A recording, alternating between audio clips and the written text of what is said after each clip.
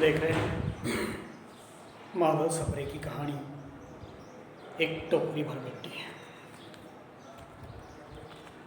इस टोकरी भर मिट्टी में माधव सप्रे ने एक बुढ़िया या विधवा स्त्री के ऊपर होने वाले जिम्मेदारों के द्वारा अत्याचार और अन्याय को व्यक्त करने का काम किया है। कहानी बहुत छोटी है, इसके पहले भी हमने कहा है। इस कहानी के अंतर्गत माधव सप्रे जी का जो उद्देश्य है, वो माधव सप्रे जी का उद्देश्य मुझे लगता है कि उस जमाने के अंतर्गत यानी तत्काल के अंतर्गत जो जमींदार वर्ग है, उस जमींदार वर्ग के सामान्य वर्ग के ऊपर होने वाले अन्याय और अत्याचार को बतलाना है। प्रसंग एक है कि उस जमींदार की मानसिकता या इच्छा, मनसा, हता यह होती है कि उस बुढ़िया को उस झोपड़ी से बाहर निकलकर उस जगह पर अपनी महल को बनवाना है। और इस महल को बनवाने के लिए वो अनेक प्रकार के प्रयास करता है, लेकिन वो बुढ़िया सुनती नहीं है। जब तक वो बुढ़िया सुनती नहीं है तभी वो अलग अलग प्रकार के प्रयास करता है। अंतिम समय में वकीलों की थैलियों को गर्म कर देता है, और वकीलों की थैलियों को गर्म करने के बाद वो जमीन या बुढ़िया की झोपड़ी हासिल करना चाहता है, हड़पना चाहता है। ये शब्द है वहीं पे। बेचारी पहले से ही अनाथ है। पति चल बसा है, बेटा चल बसा है, पोतो चल बसी है, पोती है। पोती का लालन पालन वो उस झोपड़ी के अंतर्गत कर रही है। उस झोपड़ी के अंतर्गत उस छोटी सी बच्ची का लालन पालन करते वक्त बहुत तंग आने से, बहुत परेशान हो जाने से वो बुढ़िया अपनी झोपड़ी छोड़ देती है। और अपनी झोपड़ी छोड़ने के बाद इर्द गिर्द या अड़ोस पड़ोस या बाजू में कहीं वो रहती है। जब वो बाजू में कहीं रहने लगती है तो वहीं पे शायद उस छोटी सी पोतू को नींद आती नहीं है, पोतू रोती है। इस प्रकार की कोई भी संकल्पना इस कहानी के अंतर्गत माधवराव सप्रे जी ने की है। तो उस जमींदार को टहलते हुए देखकर वो बुढ़िया अपने हाथ में एक टोकरी लेकर अपनी झोपड़ी जहां पे थी उस जगह तक जाकर पहुंचती है। श्रीमान जमींदार वहीं पर देख रहे हैं उस बुढ़िया उधर आने लगी है। श्रीमान जी उसकी ओर देखने लगे। श्रीमान जी उस बुढ़िया को देखकर कहते हैं नौकरों को इशारों से कि हटा दो इस जगह पर से उस बुढ़िया को। वो बेचारी अब गिड़गिड़ाने के अलावा कर ही क्या सकती है। वो बेचारी गिड़गिड़ा कर बोलती है, क्षमा मांगती है, याचना करती है। इतना ही नहीं, उन्हीं के ही शब्दों के अंतर्गत सुनेंगे, महाराज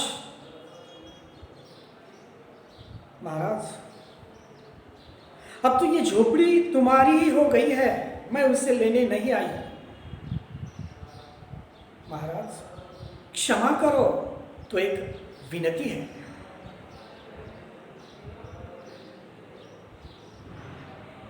जमींदार ने सिर हिलाया।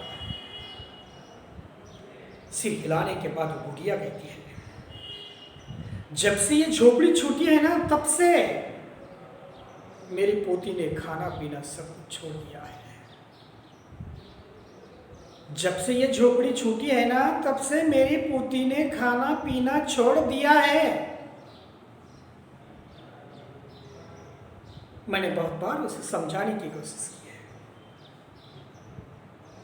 बहुत समझाया उस पोती को मैंने, लेकिन पोती रोने के अलावा समझने के लिए तैयार ही नहीं है।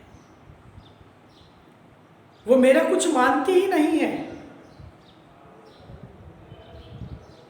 वो रोते रोते कहती है कि चल तू अपने घर चल, मैं वही रोटी खाऊंगी। तब मैंने जाकर ये सोच लिया कि कि वह झोपड़ी तो आपकी हो गई है, अब झोपड़ी तो मुझे मिलने वाली नहीं है। मैंने ये सोच लिया है कि उस झोपड़ी में से केवल एक टोकरी भर मिट्टी लेकर उसका चूल्हा बना, और उसका चूल्हा बनाकर उस चूल्हे पर रोटियां सेकूंगी और वही रोटियां उसे खाने के लिए दूंगी। इसीलिए मैं आपके पास आई हूं।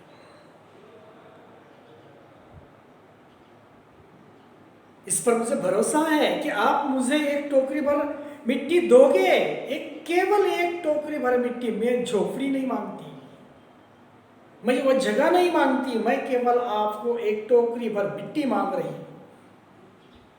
श्रीमान जी, अगर आप आज्ञा दे तो ले लूं। श्रीमान जी, आप अगर आज्ञा हो, आपकी अगर आज्ञा हो तो मैं एक टोकरी भर मिट्टी ले लूं।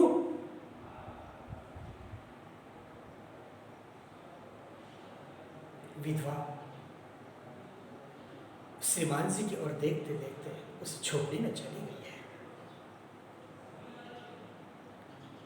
वहां जाते ही उसे पुरानी बातों का स्मरण हुआ है। बुढ़िया ने झोपड़ी में प्रवेश कर लिया है।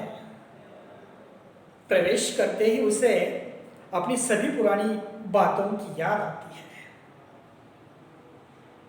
और उसी याद को लेकर वही स्मरण करते हुए आप ही आप उसकी आंखों से आंसुओं की धाराएं बहने लगती है। शायद उस बुढ़िया को वहीं पे आंतरिक दुख हुआ है। अपने आंतरिक दुख को सह लेते हुए, किसी तरह से खुद को संभलते हुए, किसी तरह से खुद को कंट्रोल काबू में रखते हुए उसने अपनी टोकरी भर ली है और हाथ से उठाकर बाहर आई है। फिर हाथ जोड़कर श्रीमान से प्रार्थना करने लगी है, महाराज कृपा करके इस टोकरी को जरा हाथ लगाइए,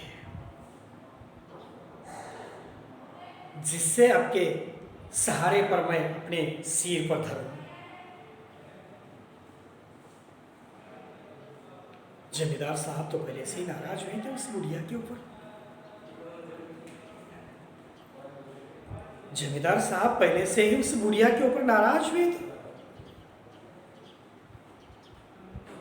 पर जब वो बार बार हाथ जोड़ने लगी और पैर पर गिरने लगी तो उनके मन में कुछ दया आ गई। किसी नौकर से कहकर आप ही समय टोकरी उठाने आगे बढ़े। वहीं पे जो नौकर था उस नौकर को कह दिया उन्होंने बुढ़िया को टोकरी उठाकर देने के लिए, लेकिन खुद ही आकर उस बुढ़िया को टोकरी उठाकर ले देने के लिए आए।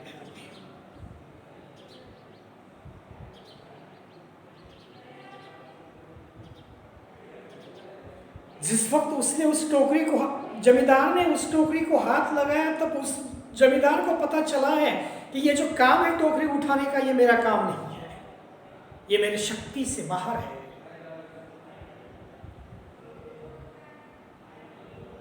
फिर उस जमींदार ने पूरी शक्ति से, पूरी एकजुटता से उस टोकरी को उठाने का काम किया है, तो भी वो टोकरी जिस स्थान पर है उस स्थान पर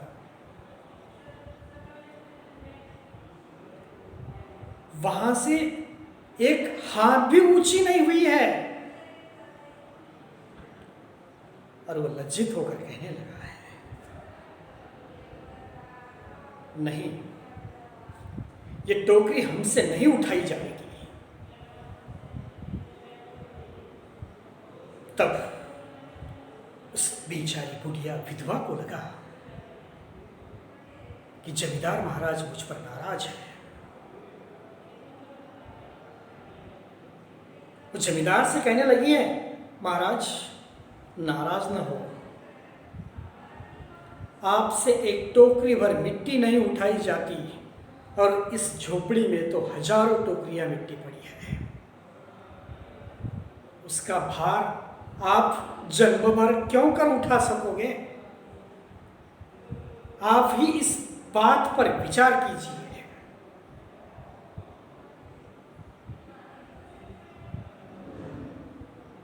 जमींदार इस बात को सुनकर बुढ़िया की परेशान हो चुका है कि जहां पे एक टोकरी मिट्टी उससे उठती नहीं है, तो उस झोपड़ी के अंतर्गत हजारों टोकरियां मिट्टी है, वह कैसे उठाओगे? इस बात पर विचार करने के लिए जमींदार को उस बुढ़िया ने मजबूर किया है। जमींदार साहब धन के मद से गर्वित है। जमींदार साहब, आप धन के मद से गर्वित हो जाने की वजह से अपना पूरा कर्तव्य भूल गए हो। इस बुढ़िया का उपर्युक्त वचन सुनकर जमींदार की आंखें खुल गई है, और जमींदार की आंखें खुलने के बाद उसका कृत्य कर्म जो है, वह कृत्य कर्म छोड़कर वह पश्चाताप से विधवा बुढ़िया से क्षमा याचना मांगने लगा। और उसी वक्त उसने उस बुढ़िया की झोपड़ी वापस कर दी है। शायद यहीं पे जो इस कहानी के अंतर्गत के शब्द है, उद्देश्य है कि निरर्थक बहस करके जो उसने झोपड़ी ली थी, वो झोपड़ी अंतर्मन से टूटने वाली जो विधवा नारी है, उस विधवा नारी की कई पीढ़ियां उसके अंतर्गत गुजर चुकी है, कई लोगों की उसके अंतर्गत मृत्यु हो चुकी है, कई रिश्ते उसने उसमें समाप्त कर दिए हैं, और रिश्ते समाप्त करने के बाद जो अंतिम समय में बुढ़ापे के अंतर्गत का सहारा है पोती, उस पोती के द्वारा शायद फिर से इस जमींदार को पश्चाताप करने के लिए मजबूर करने का काम केवल एक टोकरी मिट्टी के अंतर्गत हुआ है। झोपड़ी में तो हजारों टोकरियां हैं, बल्कि एक टोकरी की वजह से इस कहानी के अंतर्गत हमें पता चलता है कि जमींदार वर्ग विधवाओं के ऊपर तत्कालीन समय के अंतर्गत किस प्रकार से अन्याय और अत्याचार करते थे। इसका वर्णन लेखक माधवराव सप्रेजी ने इस कहानी के अंतर्गत बहुत बारीकी से किया है, और ये छोटी सी कहानी एक पन्ने की यहाँ पे समाप्त होती है। धन्यवाद।